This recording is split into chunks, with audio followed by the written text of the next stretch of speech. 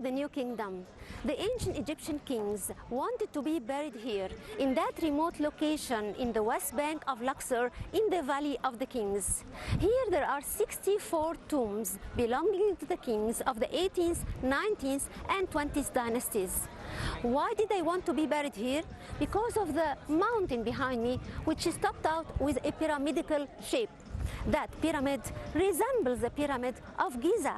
So the New Kingdom kings wanted to imitate their ancestors who lived almost 1,500 years earlier by being buried under a pyramid.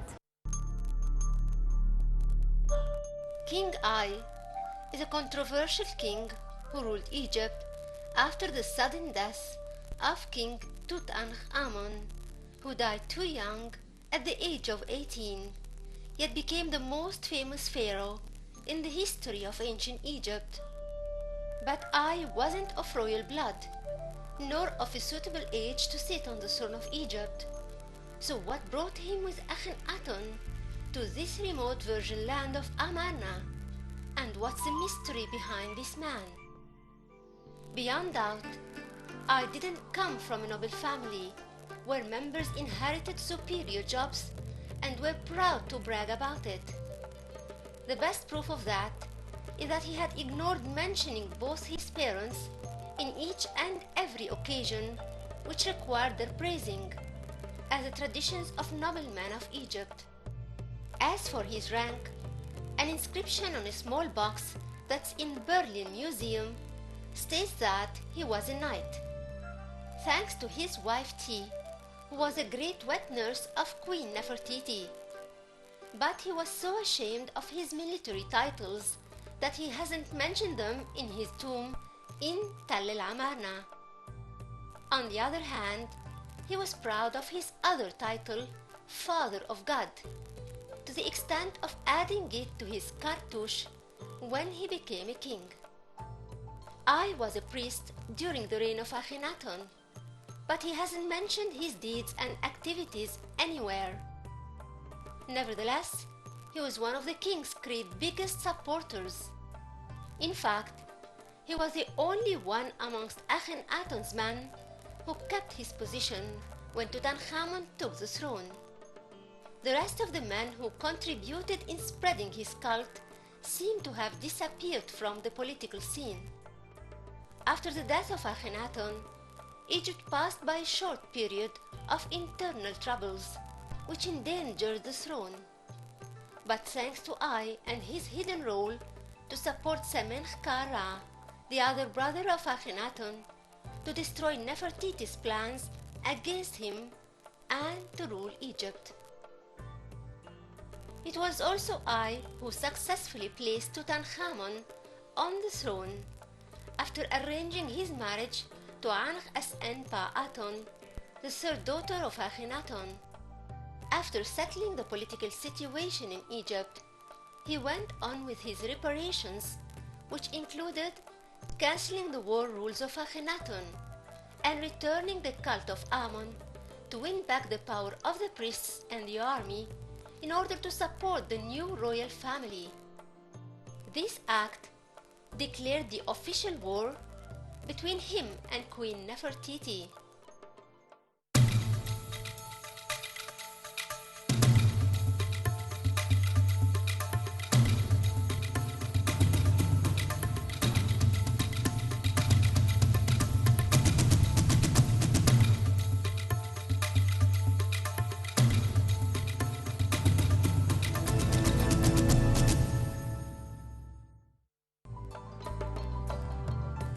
No clue about the position that Ai occupied during the reign of Tutankhamun, for the monuments of this period has no mention of Ai, but his tomb in Amarna show his high position during the reign of Akhenaten.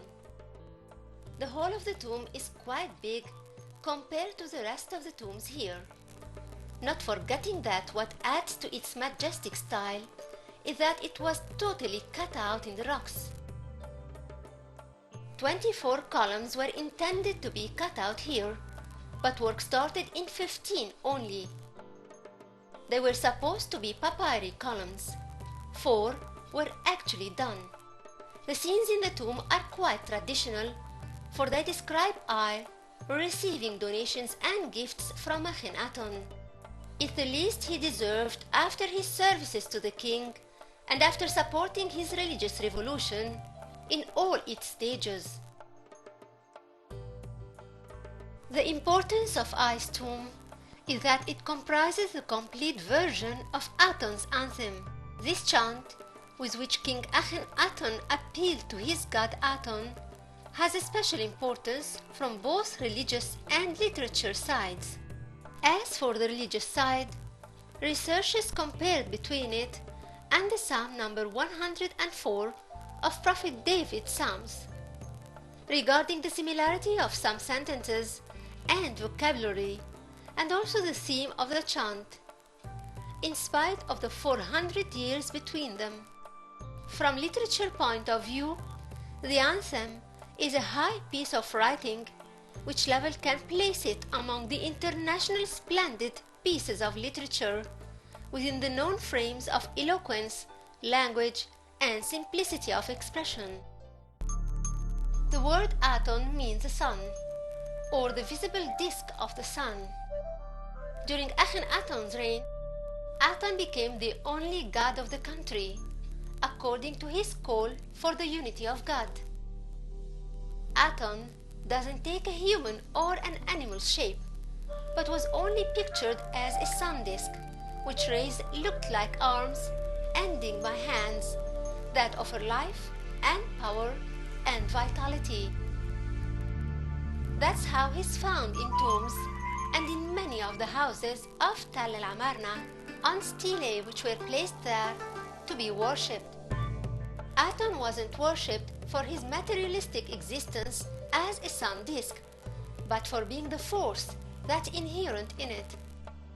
It's the power that gives life, light, illumination, and heat to the existence, for he is a creator god and an offerer of life. Here in his tomb, I is represented with his wife Ti by the entrance. They're both wearing wigs, which reflect Amarna's beautiful art of relief.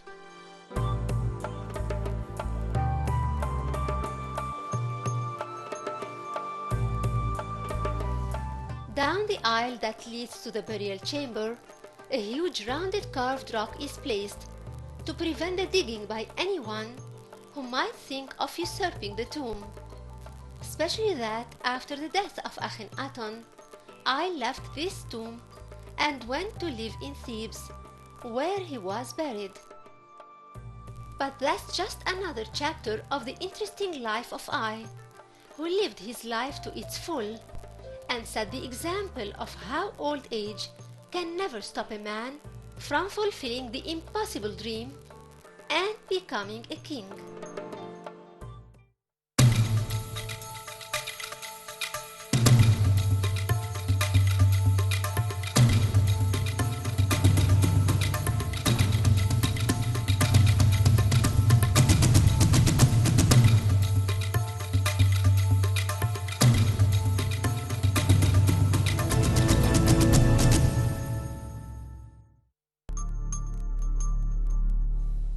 I sat on the throne of Egypt after the death of King Tutankhamun, for he is a father god who acquired a high rank during the reign of King Akhenaton, and thus his successor, or King Tutankhamun, the young pharaoh who ruled at the age of 9 and died 9 years later.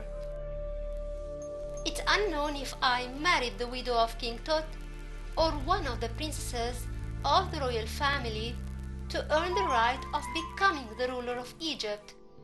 A ring carrying both their names together was found, but putting the title of the god's father within his cartouche proves that he was connected somehow with the royal family. During the reign of King Tutankhamun, I did all the necessary reformings concerning political and religious conditions.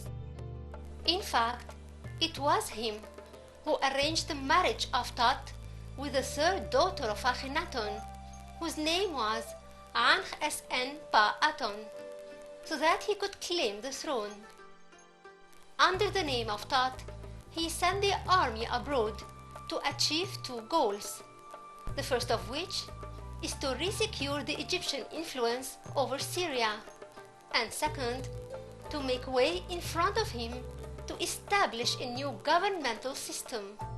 So he placed a man heading the army, but he wasn't of royal blood. That man was Hurem-Heb, who ruled Egypt after I, and destroyed his monuments. As for I, he started his reformations by returning all the possessions of Ammon to his priests, and by the end of the first year of King Tut's reign, all the reformations were finished, and King Tut converted his name from Tutankhaton to Tutankhamun, and his queen became Ankh-es-Amon instead of Ankh-es-En-Pa-Aton. Then A brought them back with him to Thebes, where they all stayed until the death of King Tut. In the funeral of King Tut, I was seen marching ahead of it, dressed as a king. On the eastern wall of King Tut's burial chamber, a high-ranked man is seen, specialized in the funeral. That man is the head of the army, Hurem-Heb. I was represented in that scene as a king, which shows how I honored Hurem-Heb and left no room for grudge or enviness into the soul of that young leader. But what happened later was covered with a pitch-black curtain. For all what we heard of I is that he visited Memphis on the third day of the 11th month of the first year of his reign, and it was the headquarters of Hurem-Heb. As for the last date in which King I was mentioned, was the 5th year, the 12th month, the first day. I might have died, or Hurem-Heb could have revolted against him after the death of Ankh-Sen-Pa-Aton. What's well known is that when the death of I was announced, Hurem-Heb was in Memphis, and he marched out of it in a great procession. In his reliefs, Hurem-Heb ignored the period of the reign of I altogether. Moreover, he destroyed his monuments and removed his name wherever it was found.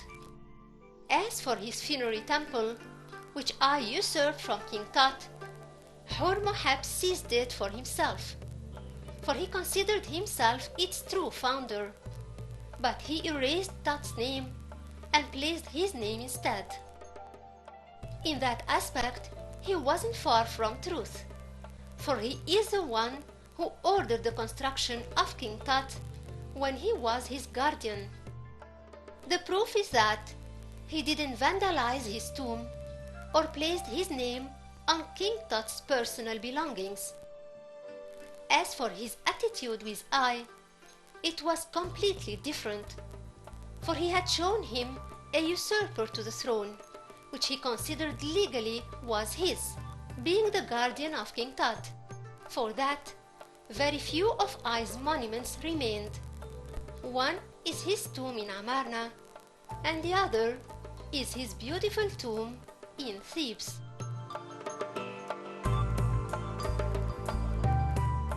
King I tomb structure is a prototype of the tomb of the Valley of the Kings, although it is situated in another valley nearby, called the Valley of the Monkeys. It's composed of a corridor with steps that lead to a chamber preceding the burial chamber, which is decorated.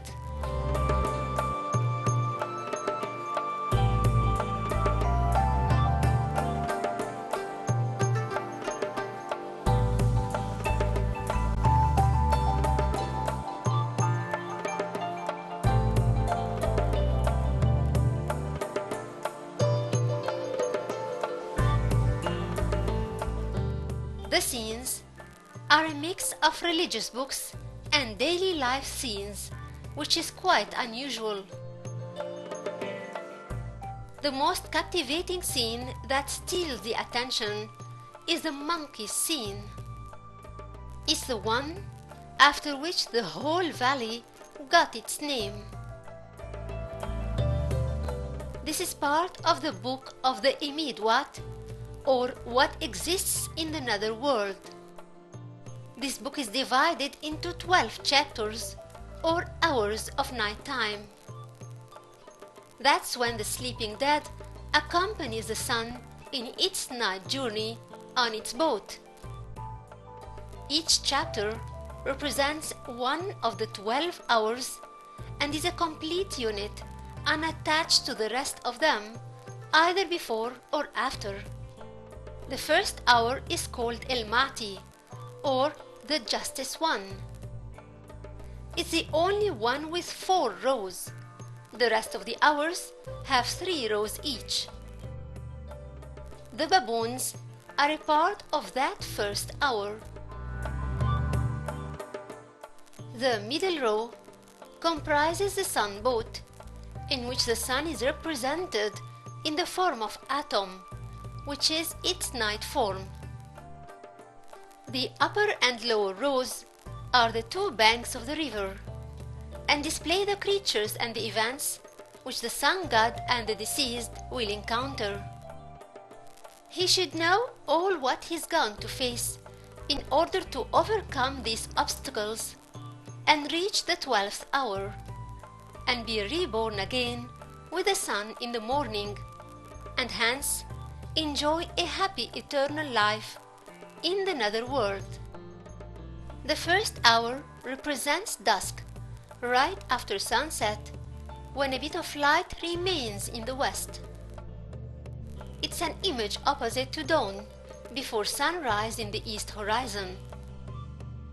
In that hour, the sun god or the deceased sail in the river, accompanied by his crew. 3 gods stand ahead of him. They are Webwawut, the opener of the road, and Sia, the overseer of events, and Nebet Debet, the lady of the boat. Behind him are 5 gods, ending by Thereb, the tiller man. In the lower boat, the deceased is called Iofi, or the semen of the human. He is represented as a scarab, protected by 2 gods. He needs protection to grow, and the snakes protect him on the front. The upper and lower parts of the hour are divided into squares with a sequence of 12s and 9s. The monkeys are represented in 9s twice, once in the upper row and once in the bottom. In the upper one, they open gates to the great spirit of Ra the sun, and in the lower, the baboons cheer for the great god or the deceased who entered now the dark nether world. The sarcophagus of Ai is placed in the middle of the chamber, cut out of granite and guarded by the 4 guardian goddesses, Isis and her sister Nephthys, and Serket and Neith. Each has wings that are spread to protect the mummy. The king is represented in relationship with other deities like Yamentet, the goddess of the west, who gives him life through his nose. The other goddess is Hathor, the cow goddess, who is a lady with 2 horns and a sun disk in the middle. She offers him libation. Osiris offers Ai protection and a fair justice in the nether world. Although his name inside his cartouche was destroyed, probably by his successor Horemheb, yet his beautiful daily activities are best preserved, like his seen hunting birds with boomerangs and plucking papyrus in the marshes. The empty chamber was used for storing the funerary furniture, which were gone long time ago. But thanks to the Imidwat book and its curses with its beautiful paintings, that preserved the tomb in that excellent condition. And most of all, thanks to King Ai for leaving us with his both beautiful tombs of Amarna and Luxor, in spite of his short time of ruling. Indeed, thanks to the baboons of the netherworld.